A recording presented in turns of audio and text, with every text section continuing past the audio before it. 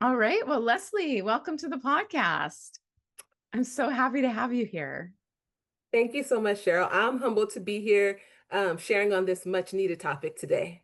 Great. Well, let's dive right in. I know everybody's really excited to hear this podcast, and I have a premonition this might be one of our most popular ones of the year. So, I wanted to start off by having you tell us a little bit about your role at Riverside Community College District, and also tell me about tea time with Leslie. Okay, so I serve as the public affairs officer for the Riverside Community College District. I actually support the district and its colleges. I've worked at Norco College, Riverside City College, and I'm currently stationed at Moreno Valley College. So helping with marketing, branding, strategic communications, and storytelling, have an amazing team. So my work often includes developing campaigns, managing press releases, leading content strategy and drafting high-level communications, not just for our chancellor and president, but also college leadership and pretty much anybody that needs me. So what inspired Tea Time with Leslie? I want a disclaimer to the whole podcast world that I love tea. I hope to one day be a tea connoisseur, right? So tea helps me meditate, it helps me relax, it helps me decompress, and it helps me think deeply just about things that's going on. So I presented at the California Community Colleges PIO conference for the past 2 years now. 1 year on customer service and then on how to understand your marketing demographic. So this year with Tea Time with Leslie, I wanted to do something just a little more out the box, but I kept noticing that the imagery, the messaging, and even the tone in higher education marketing, not just in California, but across the United States, often centered Eurocentric norms, even when our student populations might primarily be students of color, right? So many communications, they unintentionally contained implicit biases or microaggressions, not because people are trying to be harmful, but because we just haven't paused to recognize how our language and visuals are being received. So Tea Time with Leslie was born out of a need, right, to have these hard conversations, but in a warm, disarming type of way. So, yes, I was serving tea literally and figuratively, but it was not about shame, not about condemnation. It was about awareness, about reflection, and about growth, which is important to a lot of people, especially as I serve on the board for the Inland Empire Regional CC Pro.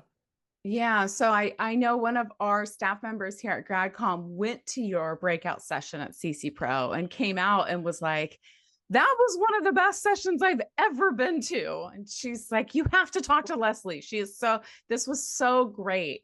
And I know, and I want to get in a little later. I think you did some like really great interactive things. It just made the session really accessible to people. But it also was a packed house because I think this is a topic people are starting to really identify with. Why do you think that is? Like, why is like conversations around bias and microaggressions in higher ed like so relevant right now? So, yeah, first, yes, it was a packed room. Thank you to everyone who showed up. But I think it's resonating because honestly, like for so many years, there has been this elephant in the room, right?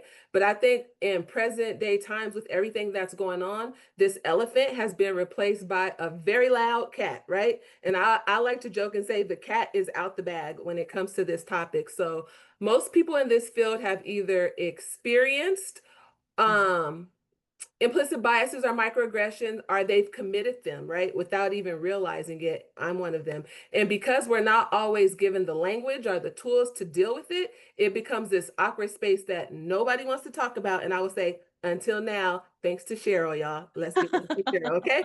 Until now. So what we do in marketing and communications, I think it matters deeply because in essence, we're shaping the first impression of our institutions, right? Through our websites, through our brochures, through welcome letters, speeches, and even campus banners. So if those materials don't reflect the students we serve visually, but also culturally, we risk sending this unintentional message, right? That this space isn't really for you. And I think that's what a lot of communications and marketing professionals are seeing across the state of California. So representation isn't just about who's in the photo, it's about how they're portrayed, what the message is saying, whether the students from all backgrounds actually see themselves reflected in a way that feels real and authentic, and most importantly, not performative. So I always like to say that authenticity builds trust, right? Students engage more with institutions that genuinely reflect their identities and their lived experiences, right?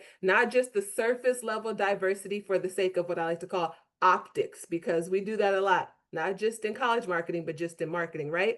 And when marketing and communications are inclusive, it's not just good PR, but it directly impacts what matters to us most, which is enrollment, right? Student success and building a sense of belonging. Because when students feel like they belong, they're going to stay and they're going to thrive and they're going to come back and be these great alumni who's going to help keep pushing our college and our message and all of the great stuff forward. So at CC Pro, the room was filled with people who just needed a safe space to learn, a safe space to reflect and ask real questions without any judgment. And I think that's exactly what we did and why it resonated so much with people with the little T on the side. It's so funny that you like tea so much because I always thought like tea time meant like you were spilling the tea. So it's kind of got like a double meaning there. Like, Correct. Double yeah, meaning, yes. yeah. Well, now I know what to get you for Christmas.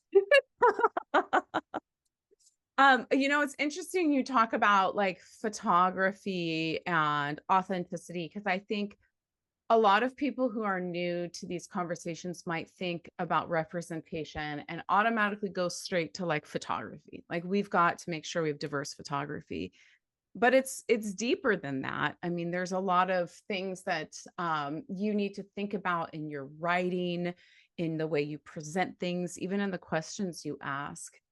I was thinking about as you were talking when you said we've all experienced like microaggressions or implicit bias, and that we've all been, Yes. victims and perpetrators. We've been on both Yes. sides, Yes. I can put both hands up for that. both hands. And this just jumped in my head. I remember being in a committee meeting with faculty, and I would say an idea and nobody would pay attention to me. And then like 2 minutes later, a male faculty would say the same idea. He'd say the same thing. And then everyone would be like, "Ooh, you're brilliant." And it happened like 3 times. And I'm like, what is happening? And it was another male faculty member who looked at me and he's like, do you see what's happening? I'm like, yes. And Yeah. and luckily I had an advocate there to point out, like, Cheryl's been saying this, and you're just taking her ideas and re-saying them. Yeah. Anyways, it just this memory came in my head because I remember being like, I don't know what to do or how to say this or how to address it or what's happening here. So I do think we have to look beyond just photos. Like it's a whole experience. Correct. Yes, absolutely. And so when we're talking about like implicit bias and microaggressions, like what's the difference between those two things? How do you define those and what are you looking for? Okay, absolutely. So here's the tea. Well, this is actually water, y'all. Oh, good. I'll have a sip. Uh, Okay, but implicit biases and microaggressions, I think they're like the quiet background noise, right? That's in our work. We might not ever hear them at first, but they're there. They affect everything that we're doing. So implicit bias is an unconscious attitude or stereotype that we carry. They can influence our decisions, our actions, even the language that we use. Again, without realizing it, it's usually unintentional, which makes it so tricky to deal with. It can show up in ways that we describe students, who we choose to feature in our materials, are what we assume will resonate with a particular audience that we are serving, right?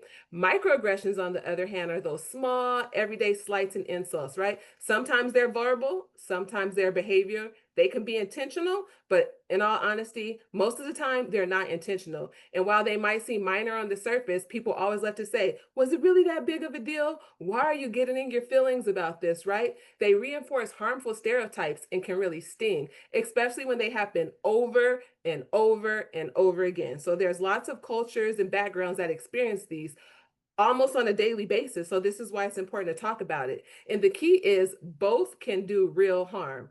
No matter how small it seems to you, right? They can damage your college's brand. They could alienate students, alienate faculty, reinforce inequality in ways that aren't always so obvious. So awareness, step one. is to be aware, and making proactive, thoughtful changes is step two. And it's not about shame again, it's not about condemnation, it's about learning to do better. When you know better, you do better. And that is the goal of this topic, and hopefully with everybody viewing this podcast. Yeah, and you did a great job in your presentation. You brought in some really like iconic cartoon characters to showcase how these things sneak into our culture, you know, where we especially those of us of a certain age growing up with like really stereotypical characters. Like tell us Yes. a little bit about like some of the examples that you give to show this. Okay, so yes, I personally love using pop culture and cartoons to break down uncomfortable topics, Yeah, right? That's just like something I like because they help people connect the dots without getting defensive, and often something that has been ingrained right in our brains through innocent TV programming for years. So I want to start with one person or character I like to use, right? Speedy Gonzalez, right? I know in elementary school, everybody loved to draw Speedy Gonzalez, right? He's a beloved character now, especially in the Latino community, but originally he was created through a lens, to be honest, of implicit bias, right? The oversized sombrero, the thick accent, the portrayal of all the other mice as lazy. It played into harmful stereotypes as Mexicans. And if I'm being honest, I don't know anybody that wants a mouse in their house, anybody that wants it anywhere near them because it's seen as dirty. It's seen as something that is not a part of normal society. And yet we have this portrayal, right,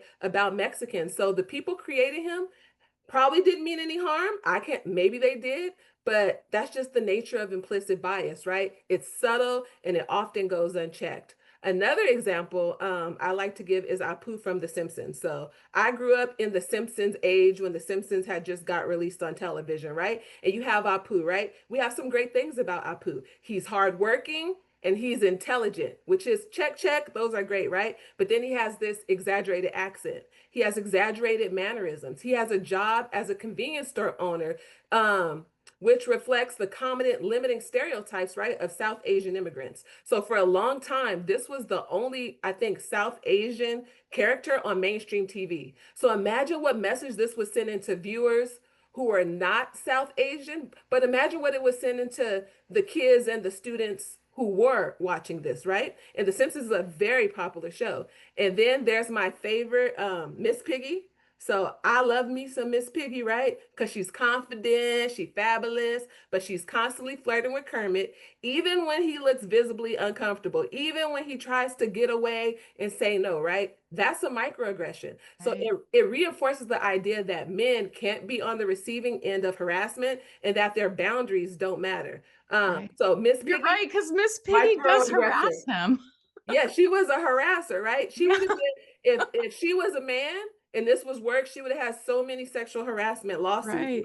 Right. slapped against her for what she was doing. But because she's a woman and because it's a man, it's like, don't act like you don't like this, right? So again, microaggression. So I use these examples really to show how media, even in the things we think are harmless, are like for us nostalgic, right? Based on how we grew up, they carry these biases. And in marketing and communications, people, we are literally creating the media, right? So we have to be intentional because if we're not, we risk reinforcing these stereotypes rather than challenging them and getting them changed.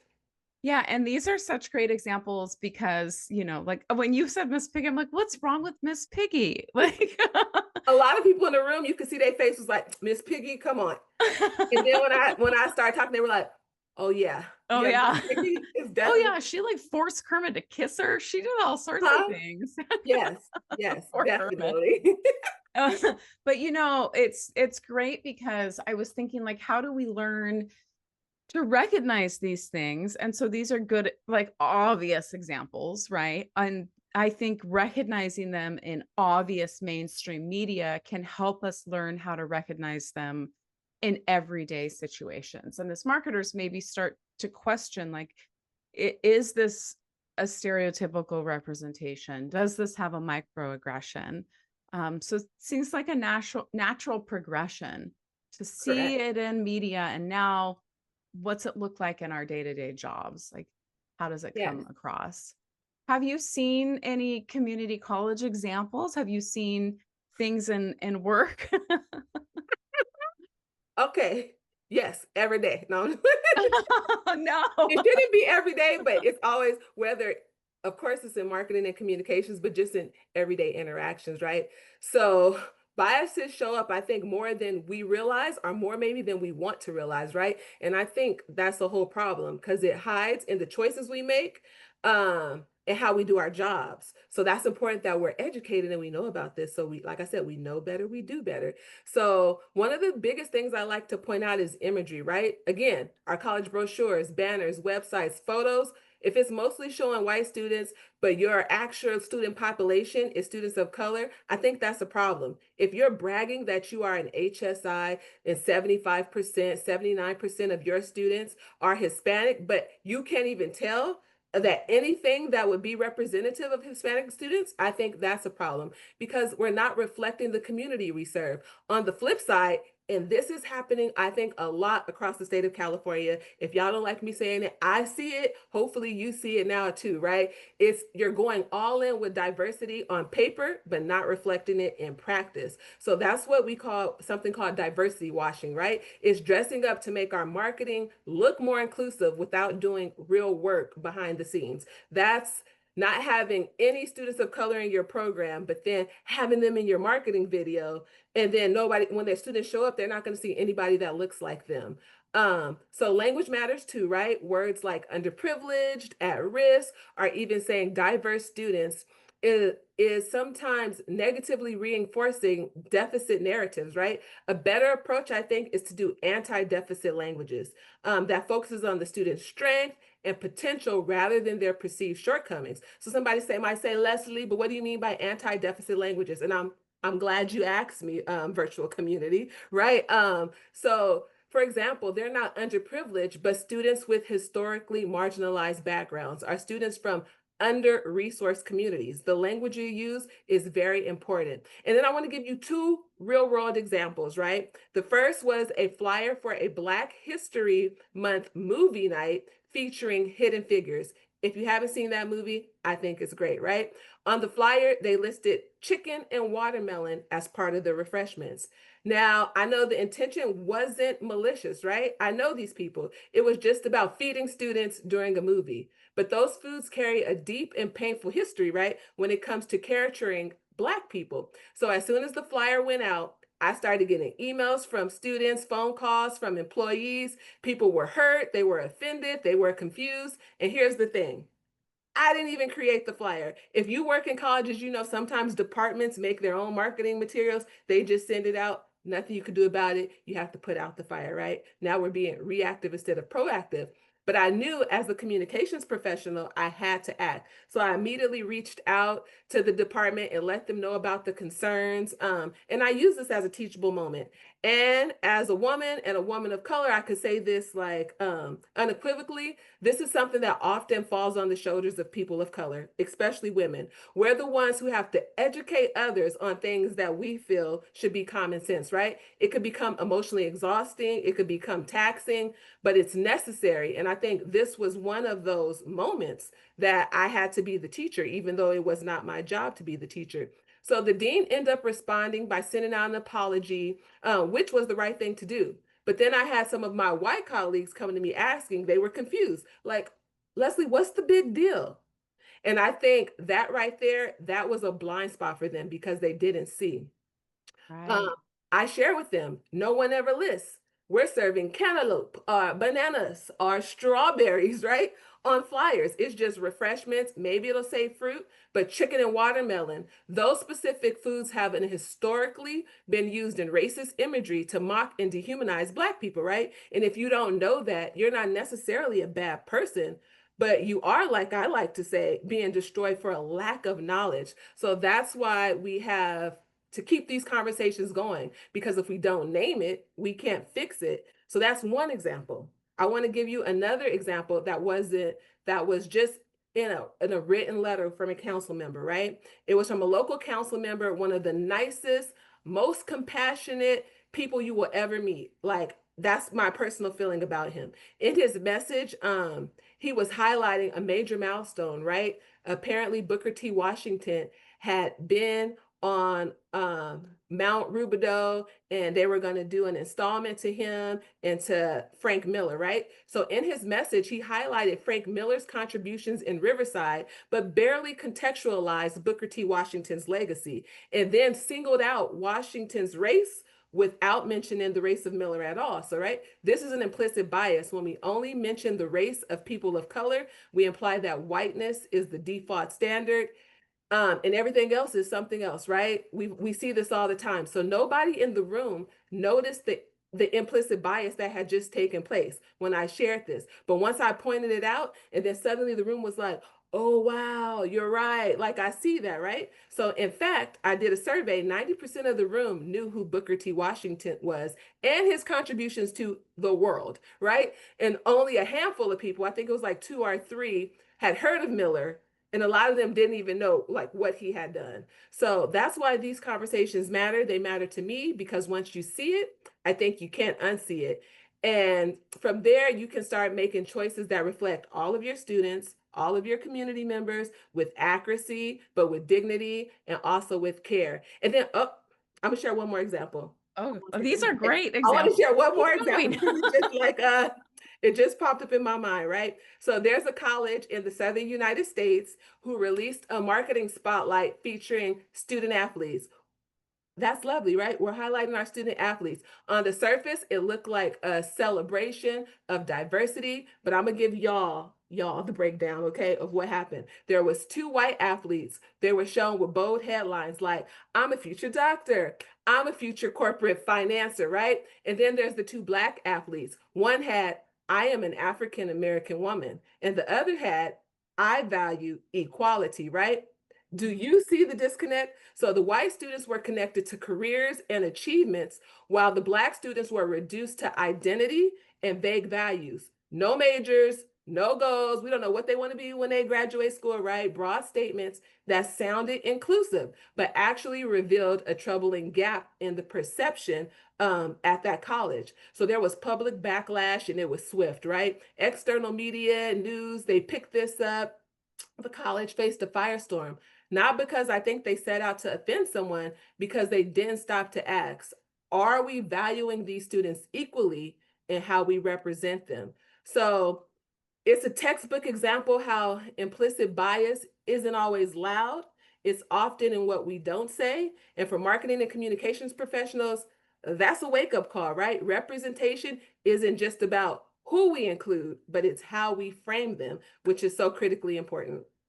These were such amazing examples. And I want to take a quick break and hear from our sponsor. And when we come back, I want to share with you a similar experience I had at my college. And then maybe we can get into, as communication professionals, like what type of questions should we be asking, especially if this is new to people. What should they be looking for and what should they be asking? So let's take a quick second and we'll be right back. How do higher education decision makers find the right solution when technology evolves at light speed? Well, we usually start with our network. EdTech Connect is the network that's democratizing the higher ed technology conversation. EdTech Connect is free, so anyone with a .edu email address can sign up and list the software and services they use in their role at their school.